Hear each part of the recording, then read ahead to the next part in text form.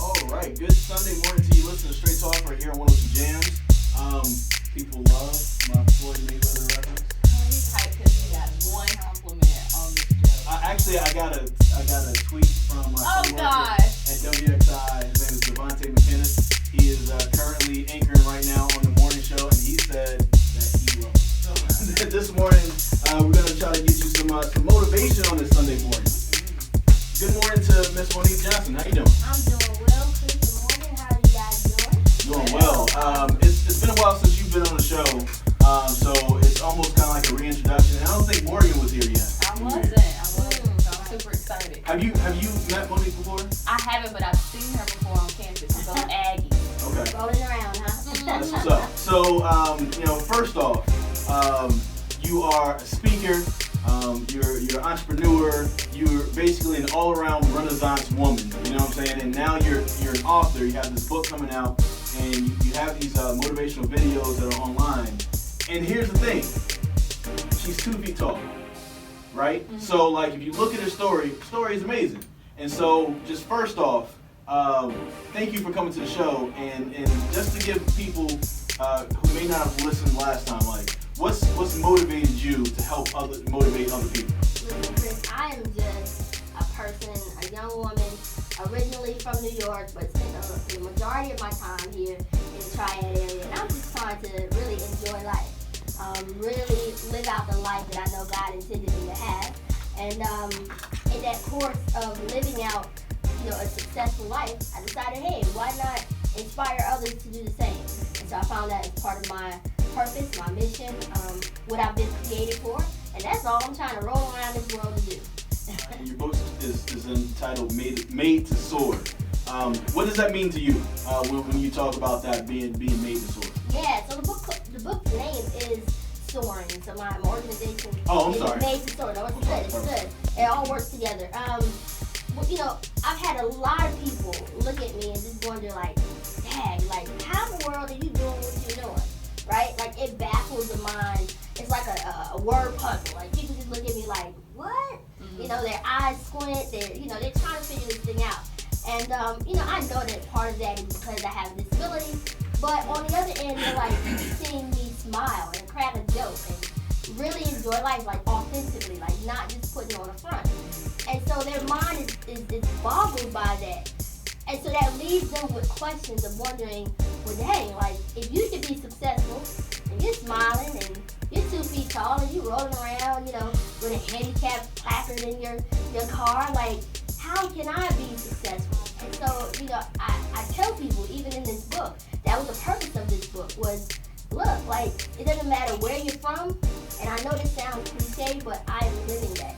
Doesn't matter where you're from, who your parents are, what you've done in life, what you have come out of your mom looking like. You can enjoy life. You can soar in life. Because at the end of the day, that's what the Creator has created us to do, is to soar. Is there a particular time in your life where you had to come to grips with, like, let me just enjoy life despite what, I guess the things I may not be able to do?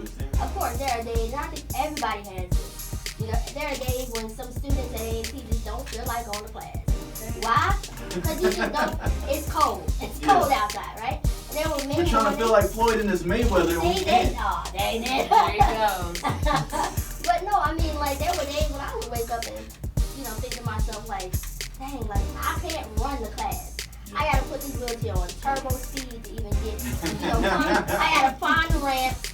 Every sidewalk doesn't have a ramp. Like, no, I'm just gonna, sleep in. So, there are always days that you wake up and you don't really feel like fighting that fight. You know what I mean? But then that's when you gotta kind of, give yourself a pep talk. When nobody's there in your dorm room, in your apartment room, in your mansion room, you gotta give yourself a pep talk and think about the fact that, things are not gonna get better just laying there. Was there a particular point in your life where you figured out this is my mission to help other people? Yeah, probably. I always knew that, but I didn't want to.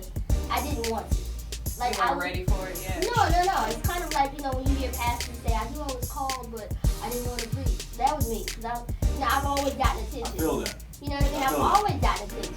I couldn't skip out of class because people would know I wasn't there. You can't say sign my name. You know the way ain't there. He ain't there, right?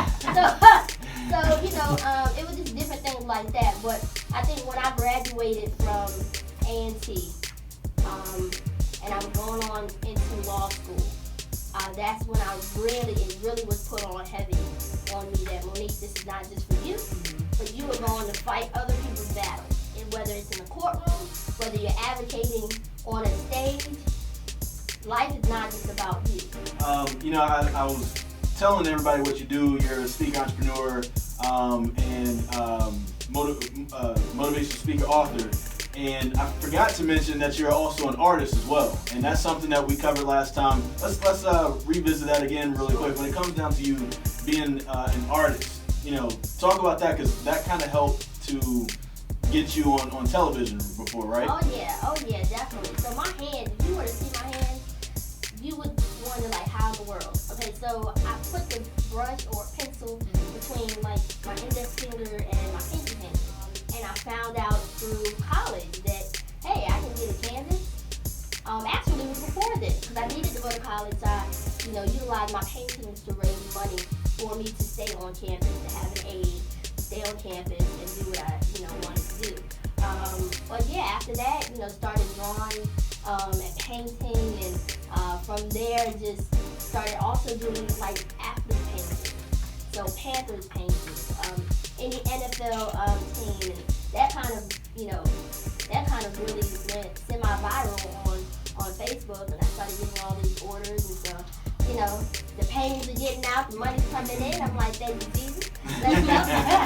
And so, but no, that's definitely a blessing. That's part of soaring, is to utilize all the gifts and talents that you've been blessed with. Word. That's awesome. Who have you inspired the most? Who has came to you like, you know what? You have really touched me. The teenagers. Really? The teenagers. When I'm invited to speak at various high schools, I roll in and you've got kids from all different sides of the track. Some of them, they got rainbow colored hair. You got some kids who don't want to be there. And by the end, because they're all looking at me like, what are you going to say that's going to inspire me? They're all also looking at me like, it's a baby, like what's going on, does she have legs? And I realize that. I know that people's minds are everywhere. But when I roll in and I come in with the personality that I have, and just the ability to reach them where they're at. Because the reality is, I've lived that life too. I was popular in high school, so I know that life. And then when they get that connection, everything else goes out of the window. Your disability, what you look like, they're trying to connect with you. And I've had so many individuals, I've had many teachers call me and say, Monique, I don't know if you know, but little Rontavius, he was in my class, he's never done, his homework, and after you spoke to him, he wrote an essay on you. That was the first assignment that he has ever turned in. And I love that. I live for that. That's awesome. We're talking to Monique Johnson, who's in the building. She's talking about her book, Soaring. And she's 2 feet tall, so she's talking about her disability and how she uses it to help motivate other people's lives, man. And while she's also making a life for herself, which that's also very important. What solidified that self-confidence and what's the word I'm looking for? Acceptance, self-acceptance. Yeah, I think growing up, my family's from New York, so what's good, son? They got a different way of life about them. Got some Tim's, B. It's everything's black and white. You know what I mean? You're gonna say what you want. How it really is. And I grew up under that kind of grooming, and my parents, they never sugarcoated anything for me. They never sugarcoated the fact that doctors said that I wasn't gonna live past the age of 6. It scared me. It scared the heck out of me, but they never sugarcoated those things. And I really appreciate that now being older, because my parents allowed me to make certain decisions for myself. And not only that, but on the same note, while they're telling me what doctors are saying, they're also saying, Mo, you're beautiful. My grandfather, I remember him just really, instilling into me. He had a shotgun for any boyfriend that I would later have, you know what I mean? And so even at 6, before I'm thinking, oh, I'm not going to have a boyfriend, or oh, I'm never going to get married, my grandfather ensured, to me, baby girl, you're pretty, you know what I mean? And I've had those type of influences in my life, and I think that's what really set the tone for later on. That's what's up. I forgot that part about your story where you said your doctor said you're not supposed to live past 6. Yeah, no, they were wrong. You're clearly 27 now? I am 30, Chris. Oh, okay, so you're my age. Oh. You're my age. Yeah, we're old right now. Yeah. We're getting old. Y'all not old. Well, I'm 31, so I'm a little bit older, but you look at that. I mean, 6 to 30. You outdid the projections by 24 years. Somebody was clearly wrong. Somebody was wrong. Somebody was messed up. Now you talk about knowing your why in the book. Do you feel like there's something behind that? Do you like outdoing those projections by 24 years with you kind of having the will and want to be here? Oh, absolutely. But it wasn't just the doctors. I mean, there were many teachers that thought that I should stay in a school for individuals with disabilities. And I was just sitting there bored, watching all the other kids just, practice their alphabet. And I was ready to read. There were many professors, there were many guidance counselors who did not believe that I should go to A&T. And I mean, even to today, there's many social workers who are trying to figure out why you're doing what you're doing. You're not going to have, an independent life. Like, I get told you're not going to achieve all the time. Despite seeing this book, despite seeing me on television, despite seeing everything that I'm doing, even today, I get told by those who have, the education, the know-how, that I'm not going to. It's like people project their fears on you. Right. Their fears. Right. Like, it's got to put a chip on your shoulder. That's, first off, I think that's amazing because like when you're constantly doubting somebody, you can do one or two things. You can kind of like feed into that doubt, or you can just be that person like, all right, I'm about to show you, and it seems like that's constantly your life. So you've written this book, Soaring. What do you want to get out of this book, and where do you think this is going to lead you to? Sure. So I wanted this book to come out before my autobiography because there was too many times people were coming up to me and asking me, how do I get the joy that you have, implemented in your life? How can I get that in my life? And when you talked about the why, that was part of, the book. One of the chapters is discovering, implementing your why, proclaiming your why. And I want people to take these 7 lessons and utilize them because people think it's magic. People think it's like, some type of magical thing. And really, I mean, it's not. I mean, I know life can be complicated, but one thing's for sure, you're gonna have problems, you're gonna have, situations, you're gonna have ups and downs. That's life. But here's how you navigate those curves and those obstacles. I've got it right here in this book. Right. You know what I mean? And so, when I talk about discovering what your why is, find out. It can't be, oh, I want to go to college to make money. Oh, I want people to know who I am. It's got to be something more than that. Deeper than that. It's got to be, hey, I've grown up on the wrong side of the track. I need my kids to experience something different. Doctors said that I wasn't going to beat cancer. It's got to be something that's going to pull at your heartstrings. Mm-hmm. And you got to proclaim that. That's what I'm doing right here on 102 Jamz. I'm proclaiming what my why is. I'm letting people know why I go 110%. You know what I mean? And then after you proclaim it, implement that thing. Implement it, Know that, write it on your wall. Implement it within your heart, your mind. And that's, a key to success. That's a key to, to soaring in life. You got it all right here in this book. Miss Monique Johnson, if you can say what your why is in a sentence, what would be that why? My why? Oh, man. You put me on the spot because there's so many whys. I'm known for that. Oh, man. My why, you know what? I think to prove naysayers wrong and to inspire as many people as possible. So there's, without giving too many details from your book, because we want people to go buy it. Yeah, want people to actually read it. Right. Yeah. I'm interested in lesson 6, journey alone. That's deep. Because I'm an extrovert, guys. Like, I love people. Really? I couldn't tell. Yeah, man. I'm glad, because as many stares as I get, people treat me like a celebrity, and I'm not getting paid like a celebrity. So, but it's coming. It is. But I mean, I'm so glad that I am an extrovert again, because I mentioned going to Walmart and wanting to get some cereal, some Lucky Charms or something, and just getting out. Nope. I gotta worry about, everybody staring at me to do one simple task, right? And so, with that being said, when you talk about, chapter 6, the fact of the matter is that even with all that going on, even with having to be around so many different people, it's a shocker when you have to travel by yourself. For me personally, it's a shocker when you've got so many people who are cheering you on, because I do have many cheerleaders in my life, right? And then you come to a hard part of your life or on your journey, and there's nobody to be there to inspire you. I mean, the motivator needs motivation too, and that's a tough spot to be in.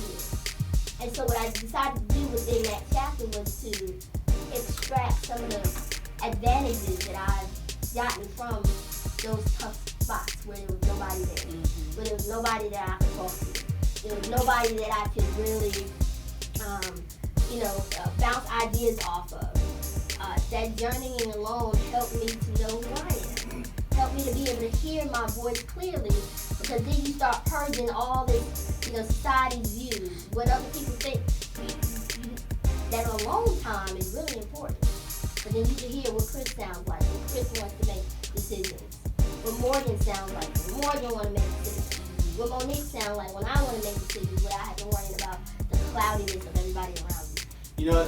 I don't know if you listen to Kendrick Lamar at all, but what you just described kind of sounds like the theme of his last album, Damn, is when he keeps saying, like, everybody wants me to pray for them, but ain't nobody praying for me.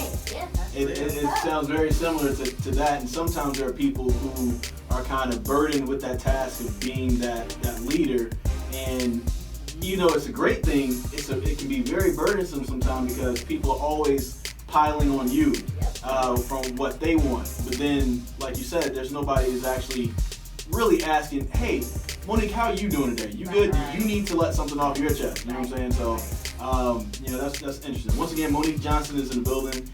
What's the website or social media people can get in contact with you if they want to follow you? Sure. So I'm on Facebook, Instagram, and Twitter. Of course. You can go to my website, which is www.made2store. And when I say 2, I mean the number 2. So it's MADE, the number 2, SOAR. And you can find me on Facebook under Made to Store. You can find me on Instagram under Made to Store. And you can find me on Twitter under Made to Store. Somebody took the 2, so it's MADETWOSOAR. Yeah, your website is pretty popular. Did you do that yourself? Yes, it is. See? She does everything. Now she's also web. She's been popular. Listen, when I did see Monique on campus, she always had friends, like a group of people around her. I was like, girl, she's popular. Squad. You always had a squad. I swear to you, every time I saw her, she had a squad with her. That's what's up. Now, I want to know this just from a personal standpoint.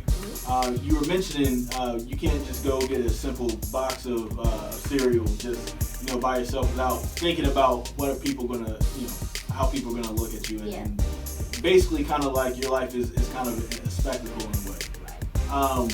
Living through that and making new friends and being on a place at campus like A&T, or didn't you go to Elon for law school? I did. So being in that building downtown Greensboro to do that. How does that happen to make new friends? What is that process usually like? Is it easy? Is it something that kind of wears on you a little bit because you people have to let go of whatever they're thinking about you first before they can kind of open up to be your friend? That's funny. Because at A&T, oh man, the experience was amazing. I stayed in the Scots. Well, I don't know what it's called now, but the Scots. So I had 3 other roommates, and we clicked almost instantly, like sisters. And it wasn't just, we don't want to give you a hug, we might break your bones or anything like that. Like, people were dapping me up. People were, all great, hopping on the back of my chair. I mean, and we were riding down the hallway, just having a ball. Mm-hmm. When I would go to games and it was really crowded, I could count on, that guy who might have his pants sagging, he might have locks in his hair. I mean, he may even be smoking. But when he sees me behind one of his homeboys, hey, watch out, dog. Hey, let's Shorty go through, dog. You know what I mean? I could travel sometimes alone because I could always count on somebody opening up the door. What's up, Shorty? You want me to open up the door for you? You need me to get your books out? I mean, that was just amazing. Mm-hmm. That was an amazing experience. I didn't have to worry about the stairs. At Elon, a little bit of a different story, but I mean, people embraced me in a different way as well. They admired me for being in law school, so I was able to gain that respect there. But then when I went outside of, the institution, 4 walls, I mean, there was life again. And I just remember even sometimes, getting out of class downtown, just wanting to get some fresh air, sitting on the side of the sidewalk. And I remember, I got a kick out of this. This homeless man gave me $1 because he just felt bad for me. Wow. Wow. And I took that in a few different ways. At first, I was like, of course, your natural, carnal, fleshly stuff. Yeah. You're like, if you don't get somewhere with this $1, right? Got my own $1. Right. But I mean, I later was able to really kind of pray about that thing and not get beside myself and just think about the fact that, hey, like, here's somebody who was in what I thought a worse position. He was able to give. That's why I talk about giving in the book. Like, can you imagine a homeless guy giving you $1? Especially with that, man. Because I probably wouldn't have thought that for a minute, man. It's like, yo, are you serious? Right. He serious? I almost rolled over his toe. He probably had Obama kids, not no more though. But hey. Yeah. That thing might be gone. Pre-existing conditions and everything. Cool. I love having you on the show and listening to you talking that positivity in life. Like, that's something that that everybody needs. And I love the fact that you could easily take your disability and try to be in a position to take. You know what I'm saying? Yeah. And want people to continuously give to you because of what you have going on. But instead, like, you've taken everything, you flipped it, and you're giving back to other people. And I think that's, no matter, what your body looks like. If you were 6 feet tall and you were a track star, whatever, like, I think that's dope that you're doing that with your life. And I just want to commend you on that. And that's pretty dope, just to be able to do that. And you've given your life to do that. Make sure you go to Made to Soar. Number 2. Yeah. Made2soar.com. You can get that book. And you gave it to me.